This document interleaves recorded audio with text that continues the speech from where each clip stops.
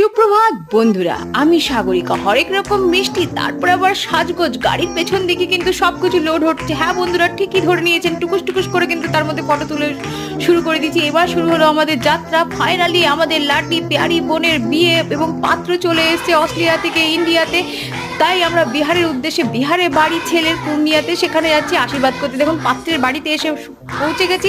ছোট মামাকে দিয়ে আশীর্বাদ পর্ব শুরু হলো। দুটো গাড়ি নিয়ে এসেছি ভীষণ এনজয় করতে। মামা মাসিদের একটা গাড়ি, আমাদের ভাগনা ভাগ্নিদের একটা গাড়ি।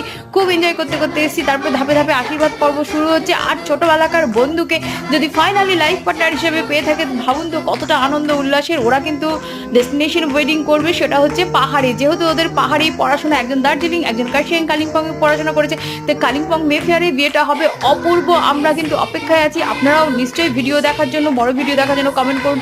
ছোট ভিডিওতে আর কতটা শেয়ার করো। ভিডিও দেখার জন্য অসংখ্য অসংখ্য ধন্যবাদ। Like, share, subscribe please.